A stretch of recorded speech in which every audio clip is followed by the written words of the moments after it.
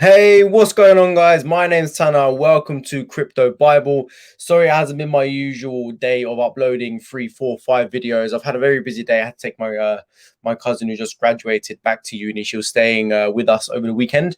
But I am back now, and yeah, I wanted to just cover a little bit more news for you guys. And as you guys can probably tell by the title, I found a very interesting article that I wanted to show you guys. Of course, we do know some of the reasoning behind these banks banning crypto transactions or deposits or withdrawals into certain exchanges such as Binance. And we have also recently learned from some of my videos on where some of these banks actually stand in regards to cryptocurrency altogether.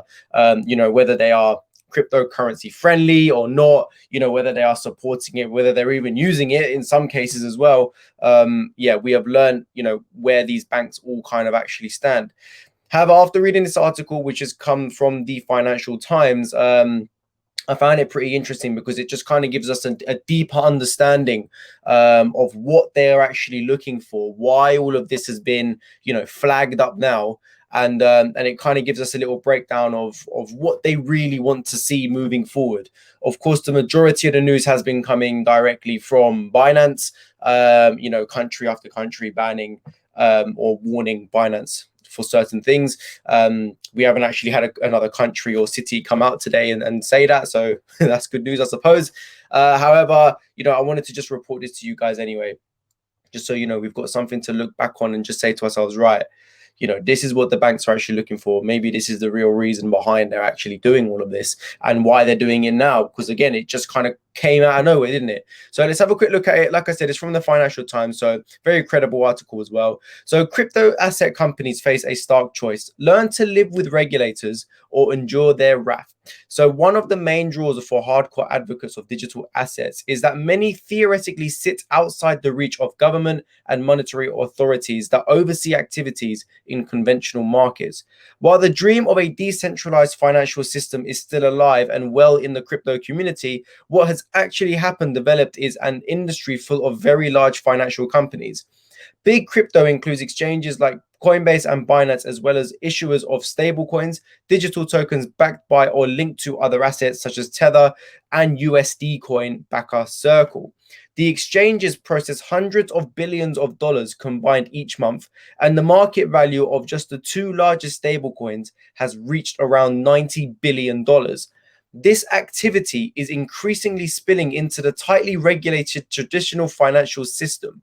Many exchanges allow withdrawals and deposits from bank accounts and through major payment cards. Tether and USD coin are backed by reserves that include short-term debt issued by traditional companies, their issuers say. That means they could become systematically significant outside of the crypto market, something which has prompted concern at the Federal Reserve and ratings group Fitch. So, from this point on, guys, if just kind of really listen to what I'm reading. I'll try to put this link in the description as well, because once you really read into it, it then begins to make you think a little bit and understand a bit more, right? So crypto firms are also racing to public equity markets. US-based Coinbase listed on Wall Street this year, while Circle is planning to debut in New York through a deal with a listed investment vehicle. High-profile financial companies and hedge funds are also looking to get into the game. The industry's blockbuster growth and big ambitions have been fed, at least in part, by its ability to operate with a move fast and break things mentality. When crypto was still in its early stages, regulators were able to mostly shrug this off as a sideshow. But financial watchdogs are now grappling with serious questions. How can they ensure crypto is not being used for money laundering or the financing of terrorism? How do they protect consumers from scams or other schemes? At what point does big crypto begin causing a systemic risk to traditional asset markets? This surge of supervisory interest poses a serious risk to some players, but also presents an opportunity for others. It has caused something of a split in the crypto industry. Some operators are slowly winning over officials by professing their compliance bona fides, by explaining their business models in extensive detail. Others are playing catch up. We're Exactly in the eye of the storm, said Ian Taylor, Executive Director of Crypto UK, a trade body that represents the industry. He said many early adopters have to shift from a mindset of crypto being outside of centralized control to being large mainstream operators. This process will ultimately be a boon to the sector's prospects. Many crypto industry participants fret that a few bad actors will ruin it for everyone. A serious blow-up could destroy the progress made by proponents who have worked for years to sell consumers, investors, and regulators on their vision for the future of finance. So before I carry on, what we are basically seeing here is that, and it's kind of true when you actually think about it, crypto kind of went from a nothing thing, which sure, it should have been regulated in the first place, much more than it is right now. But what we've basically seen is that throughout the entire bear market over the last 4 years or so, it's been pretty quiet. The whole world weren't really hyping on crypto. No one really cared that much about it. Still a lot of people, but nowhere near as much right now, right? And it just kind of came down to the whole transactions and, to the whole money laundering situations, the terrorism schemes and everything else. It's all come along with all the hype that has recently come upon crypto within the last year or so. Maybe not even the last year, maybe the last 6-7 months, because that's really when things started popping off. That's really when we started seeing quite a lot of news come out in regards to banks. Like we saw the other day in one of my videos, HSBC made the decision to stop certain deposits to some exchanges back in January. No one really knew that, and it's all just kind of coming out now. So as crypto has grown, as crypto has become more mainstream, and as people are finding out other ideas on how to actually control their money by using cryptocurrency and certain exchanges, that's when things have been flagged up, right? So let's carry on reading. So where were we? Crypto companies that submit themselves to more rigorous scrutiny should also have an easier time operating within the bounds of traditional finance. Some companies are making progress in this area. Hong Kong-based exchange Crypto.com last week, for example, said it became the first global crypto company to obtain an electronic money institution license in Malta, allowing it to issue payment cards and offer bank transfers directly to consumers. In the UK, Gemini, a crypto company founded by the Winklevoss twins, is among the few operators to have been approved by the Financial Conduct Authority to become a registered crypto asset company. On the flip side is that regulators are taking a stronger line in scrutiny. See, now the problem that we've got here, the two crypto exchanges that were mentioned there, Crypto.com and Gemini, I've used both. Now, there's a few problems with them. Starting with Crypto.com, a lot of people do use it. It's one of those exchanges that as soon as you Google cryptocurrency exchange, it's actually one of the first ones to come up. Why? Because it's called Crypto.com. Firstly, that's a very good name for an exchange, because if someone's new, what are they going to think? They're going to think, oh, perfect. That's exactly what I need. I need Crypto.com. And I even know people that think that too. The problem with Crypto.com is that their fees are pretty high. The app itself is quite confusing to use. All the people that I've spoken to have actually found it very difficult to find out how to even withdraw money out of there back into their bank account. So it's not the greatest cryptocurrency exchange or app in the world, right? In fact, I don't like, if I'm being completely honest with you, I had to delete my Crypto.com app because I just simply did not like it. I did not get along with it, right? It was just the way the layout, the interface, everything else is completely different to anything that anyone else has ever seen before. And there's so many things you need to do before you actually brought your crypto. Like, yeah, look, it's just my opinion. Someone might love it. You watching might love it. I don't. And then when it comes to Gemini, I have used it. Gemini is extremely similar to Coinbase, I found. Very, very easy to use. Fees were ridiculously high. Ridiculously high.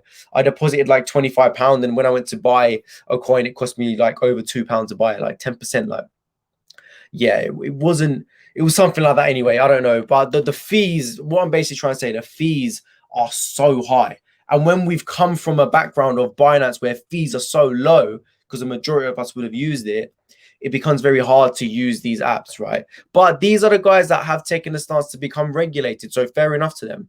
So Tether and exchange Bitfinex, for example, agreed in February to pay an $18.5 million penalty after New York's attorney general said they had recklessly and unlawfully covered up massive financial losses. Neither firm admitted wrongdoing. The FCA last month also issued a consumer warning against Binance, one of the big crypto's most significant players, which has faced concerns over its compliance practices. Regulators are now closing in on the industry. Big crypto groups that enjoy market leadership will face heavier demands on compliance, transparency, and consumer protection. Excuse me. So that's basically the article right there. Very important article as well, I think, because again, it's something that people are tend to be looking over. And when we actually just kind of, take that step back again, I always say, always take a step back and zoom out and take a look at things from a broader perspective, right? Crypto has completely boomed over the last few months. A lot of people are making money. We found that there's been many situations where people are money laundering, money terrorism as well. So there's so many different things going on, and I can understand reading that banks are now getting involved because they simply just want things to be a lot more regulated. And when you actually think about how many exchanges are actually fully regulated, dude, this is not, some of the regulations are not really up there, are they? Because it's never really been an issue up till now. Up till this point, we have never really had an issue. Now, I did see a comment on one of my videos recently, and we were basically talking about the whole Binance situation again. And, we were talking about how it was just originally in the UK. But someone did leave a comment on one of my videos basically saying, at least it's not just the UK. Like it basically makes them feel better that, it's not just the UK. And you know what? I kind of had to sit there and I said to him, do you know what? Fair enough. I actually agree with that, because at first it was just the UK. But what's happened is that everyone else kind of woke up and said, crap, yeah, that's true. It's not really regulated. Now it's happening basically all over the world, right? And I can see it right now. If I'm being honest with you, right now I can see one outcome. I think Binance will fix up. I think things will soon be better. I know this is a video regarding the banks, but I thought I'd just end it off on this note, because I do believe that, these cryptocurrency exchanges will become much more regulated in the near future. They will do everything that they need to do to get their compliance up to date, only simply because this is becoming a worldwide thing right now. And, I personally also believe there's going to be a lot more excitement in the market soon. So there's just going to be more people flooding in, which is probably going to cause more problems, which will then have to cause the exchanges and everyone else to move quicker. And so, look, let's hope all of these things do blow over. I don't know, but let's hope they do. It's just something that remains to be seen. We'll have to wait and see what happens. Hopefully, within the next week or two, we may be getting some good news, because I feel like it's due.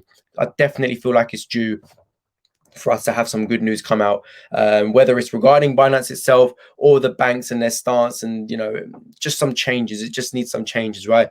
But we'll wait and see. Anyway, I hope you have liked the video. Please do leave a like on the video, subscribe if you haven't already, guys, and make sure you are joining the Discord. The link is in the description below. I'll leave a link to this article in the description too, and please make sure that your bell icon is turned on so you get notifications every time I upload a video. And yeah, guys, I will see you. Oh, before I go, live stream tomorrow. Okay, I'll let you guys know the time. I'll do a little Sunday live stream. Peace, people. I'll speak to you soon.